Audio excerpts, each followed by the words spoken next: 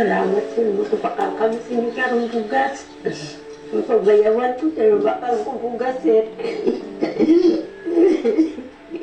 Ako naguna-una sir na maabot sa amon. Salamat tayo sir.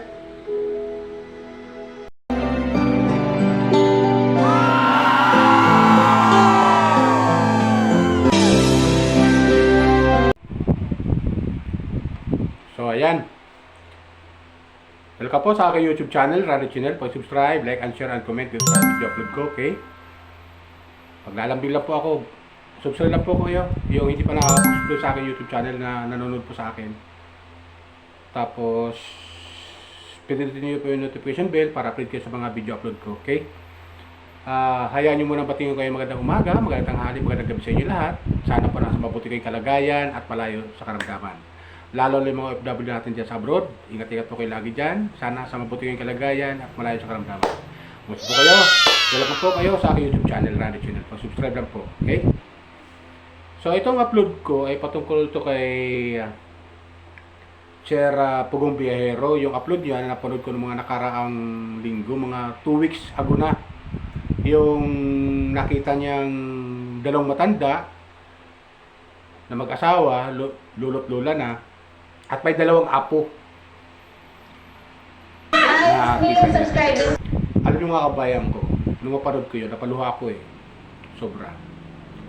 Lalo nakapalagay pa doon sa kanyang caption sa harap na nanghihingi sila ng bigas sa anak nila pero tinanggihan sila. Grabe. Sobrang awa ko doon sa mag-asawa. Kawawa naman. May ganun palang mga anak talaga.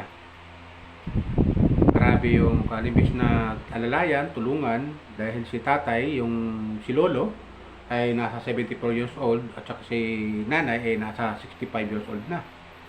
Tapos may dalawa pang bata. Anak daw yun ng kanyang apo din. Ha? Tama ba? Apo o anak?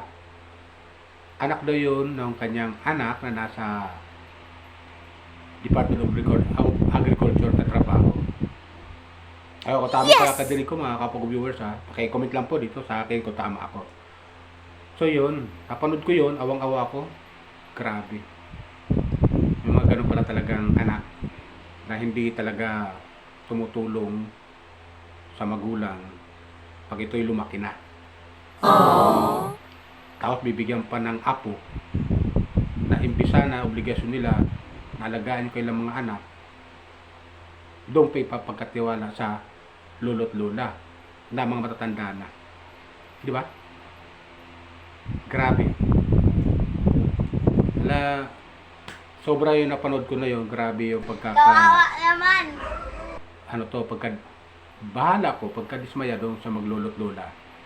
Ang trabaho nila, hanap buhay nila ay magtanim ng mais, mag-uling, para mayroon silang pagkakitaan at ibibili na ng bigas o mais na giniling kasi yun ang pagkain na dyan eh, mais. So, ginagawa ng mag-asawa yung kanilang trabaho sa araw-araw para lang sila mabuhay. At bilib din ako sa dalawang matanda na yun. Nagdadamayan talaga sila para sila mabuhay. Kahit nasa edad na sila, pero makita natin yung pag-asa na mabuhay sila sa makarao sila sa araw-araw na kailan pangangailangan. Ay sapat na. Di ba? Ganoon yun, kapag viewers. Grabe yung awa ko. Kumuha ko ng mga konting video doon. Ito, panoorin nyo. Para meron silang matirhan. Meron daw silang mga anak. Pero ang problema, hindi sila tinutulungan.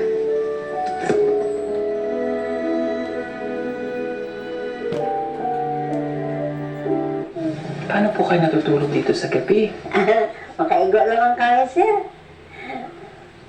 Yan. Nag-ibi. Kung kaisa pareho kami, na pa nag-ibi nga duha.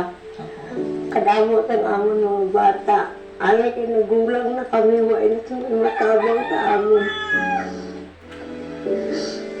Karon kay iluya na kami, hindi na kami kakarang, may pabayaan naman kami nila.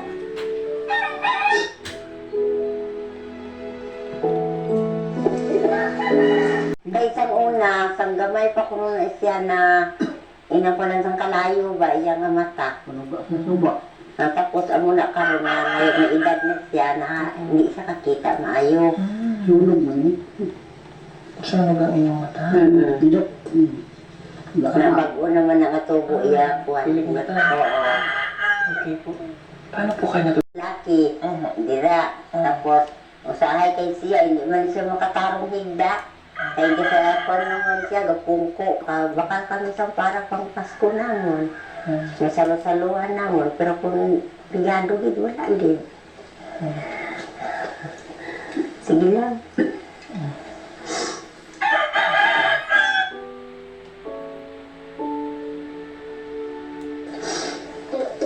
Ay, pag ibang tao, sino katabang ko sa amon.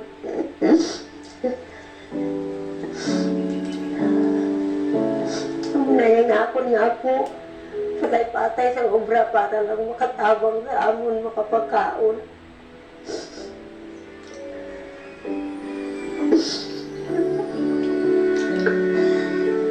Pasensya na sir ha.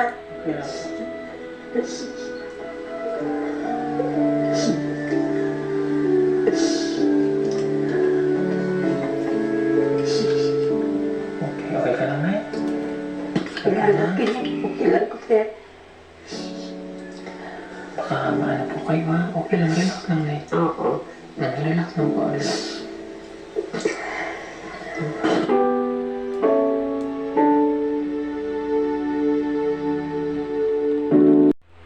So yun, napanood nyo, di ba? Kakaawa talaga, nakakaawa. Naimbisa na ang mga anak ay obligasyon nilang bigyan ng pagkain yung kailang mga magulang na matatanda na. Ang nangyayari parang pinabayaan pa sila sa ere. Diba? Oh my Pinabayaan. God. Binigyan pa sila ng apo na dalawa na sila ang nag-aaruga na obligasyon lang buhayin kasi mga bata pa eh. Di ba? May mga ganun talaga na pabaya sa magulang. Siguro kung mapapanood yun ng ibang mga mga viewers, yung upload ni Sir Paul, pasyalan niyo po yun. Yung upload ni Sir Paul na nanghingi kami ng bigas sa anak namin, tinanggihan kami. Panoorin niyo po, maaawa po kayo sa mag-asawa. Ikaw niyo po yun, subscribe niyo po si Sir Paul, mapapanood niyo po yan. Kaya salamat kay Sir Paul na napuntahan nila at tinulungan, binigyan ng tulong, ayuda. Di ba? Binigyan nila ng tulong at napasyalan nila yun. At nakita nga natin yung sitwasyon ng dalawang mag-asawa na lolo't lola na may dalawang pa. Diba? Iyak nang iyak si nanay. Kung mapapanood nyo, iyak nang iyak si lola doon sa sobrang sa sobrang awa niya sa sarili at sa kanyang asawa na 74 years old na kahit ganun pa man nagsisikap pa rin para lang sila mabuhay. Hindi ba ganun yun? Wow. Tapos naikwento pa doon ni nanay na yung dalawang bata kasama niya doon sa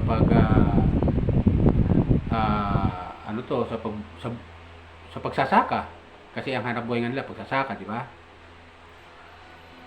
Yun nga sinasama niya yung dalawang bata, nagdadala sila ng trapal kasi kung umulan nga naman doon sisilaw sila kasi kung hindi mababasa talaga sila kapag umulan. Dalawang bata pa yun, medyo mahina pa sa lamig yun at baka magkasakit pa pag naulanan, di ba?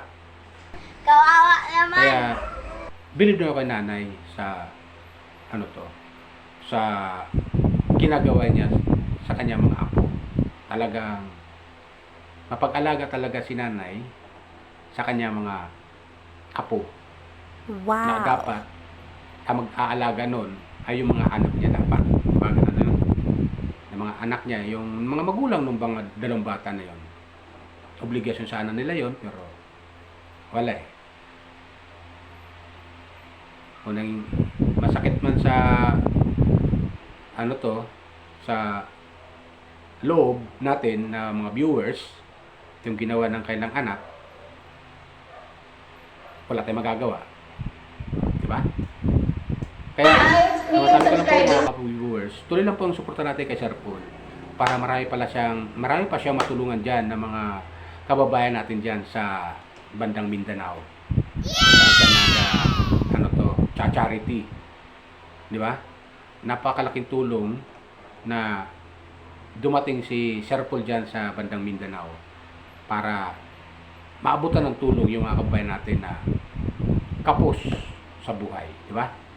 Lalo yung mga bata na mga hindi nakakapag-aral na maayos. Kaya pasalamat tayo at meron siyang mga bata na pinapag-aral niya at mga scholar nga niya. Di ba? Napakalaking bagay yun. Kasi may mga sponsor na gustong magpa-aral ng mga bata doon sa mga scholar niya. At may tumutulong sa kanya. Di ba?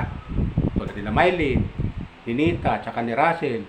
Yan sila Madeline, Judian. Di ba? At saka yung isang batang maliit, yun yun. Yung batang maliit, nalimutan ko yung pangalan ng bata na yun eh. Di ba?